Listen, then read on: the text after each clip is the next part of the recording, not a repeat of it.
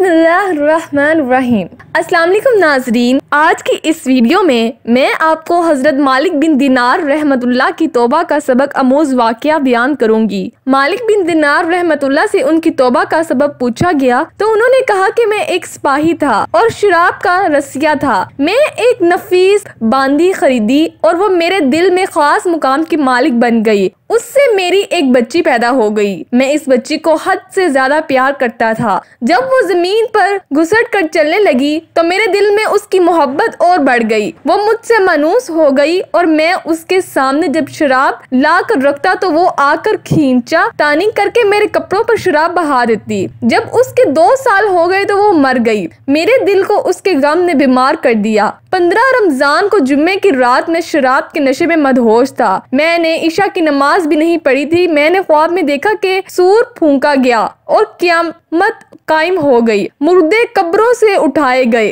और तमाम मखलूक जमा हो गई। मैं भी उनमें था। मैंने अपने पीछे से आहट सुनी, मुड़कर देखा तो एक बड़ा असदहा काले रंग का, आंखें नीली हैं, मुंह खोले मेरी तरफ दौड़ रहा है। खौफो दहशत के मारे मैं भागा। रास्ते में एक सुथरे लिबास वाले शख्स के पास से गुजरा हुआ। मैंने सलाम कहा। उसने जवाब दिया। मैंने कहा, बाबा मुझे इस असदहे से पनाह दो, तुझे अल्लाह ताला ने पनाह देगा। वो बूढ़ा रोने लगा और कहा, मैं कमजोर और ज़ईफ हूँ और ये असदहा जबरदस्त है, मेरे बस में नहीं, आगे चलो और भागो, शायद अल्लाह ताला तेरी निजात की कोई सूरत बना दे। मैं आगे भागने लगा और एक बुलंद जगह पर चढ़ गया। इधर से मैंने जहन्नुम के तबकात को झांक कर देखा, उनकी हौलनाकियां देखी। करीब था कि असदहे के खौफ से मैं उनमें गिर जाता। मुझे किसी ने आवाज देकर कहा, चलो यहाँ से, तुम यहाँ के रहने वाले नहीं हो।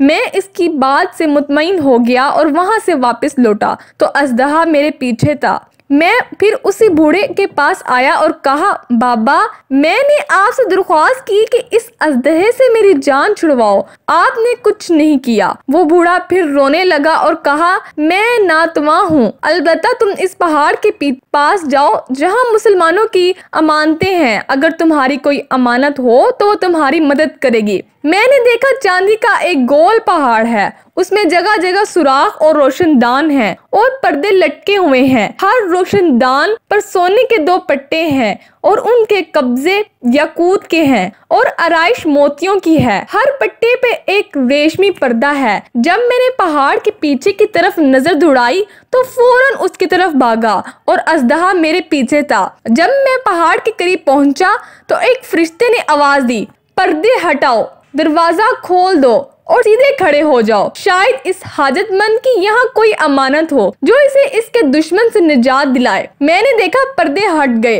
और दरवाजे खुल गए और इन रोशनदानों से बहुत सारे बच्चे मेरी तरफ झांकने लगे। इनके चेहरे चांद की मानिंद थे। असदहा भी मेरे नजदीक पहुंच चुका था। मैं हैरान रह गया। उन बच्चों में से एक ने चिल्लाकर कहा, अबे सब आओ, इसका दुश्मन इसके करीब आ गया है। चनाचे वो जोक दर जोक खड़े होकर झांकने लगे। अचानक मेरी वो बच्ची जो मर गई थी वो भी उनके साथ झांक रही है। जब उसने मुझे देखा तो रोने लगी और कहा, हाय ये तो मेरा बाप है। फिर इसने नूर के झुरमट में तीर की तेजी के साथ छलांग लगाई और मेरे सामने आ खड़ी हुई। इसने अपने बाएं हाथ मेरी तरफ बढ़ाकर मेरा दायां हाथ पकड़ लिया और अपने दाएं हाथ को असदहे की तरफ बढ़ा दिया तो वो भाग गया। फिर उसने मुझे बैठाया और मेरी गोद में बैठ गई और अपने दाएं हाथ से मेरी दाढ़ी पकड़कर कहा, ए अब्बा जान, क्या मोमिनों के लिए वो वक्त नहीं आया कि उनके दिल अल्लाह के जिक्र के लिए झुक जाएं?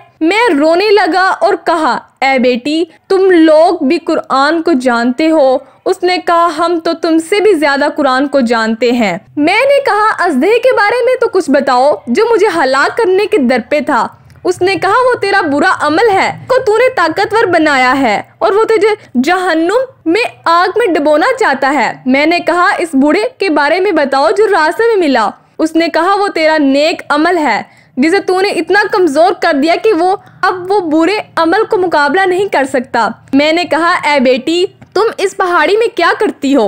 उसने कहा, हम सब मुसलमानों के बच्चे हैं, हम यहाँ क़यामत तक रहेंगे, तुम्हारे इंतजार में है, जब तुम आओगे तो हम तुम्हारी सिफारिश करेंगे। मालिक बिन दिनार फरमाते हैं, मैं घबरा कर उठा और सुबह को मैंने शराब छोड़ दी और उसके बर्तन तोड़ डाले और अल्लाह ताला से तौबा की। ये मेरी तौबा का सबब है। हासिल मालूम हुआ कि औलाद अगर बचपन में फौत हो जाए तो मायूस नहीं होना चाहिए, बल्कि अल्लाह की मर्जी पर राजी होना चाहिए, क्योंकि यही नाबालिग औलाद आखिरत में काम आने वाली है। जैसा कि इस वाक़ये से सबक मिलता है, अल्लाह ताला हम सबको अमल करने की तौफीक अता फरमाए, आमीन। ये वाक़या 101 सबक अमूज़े वाक़यात किताब से लिया गया है। इस किताब के लिखारी मौलाना मोहम्मद हारून माविया साहिब हैं। अगर वीडियो बनाने में मुझसे कोई गलती हो गई हो तो मैं अल्लाह के हजूर माफ़ी की तलबगार हूँ। अगर आपको हमारी वीडियो अच्छी लगी तो इसे फेसबुक और व्हाट्सएप पर जरूर शेयर कीजिएगा। अगर अभी तक आपने हमारा चैनल सब्सक्राइब नहीं किया तो इसे जरूर सब्सक्राइब करें। शुक्रिया।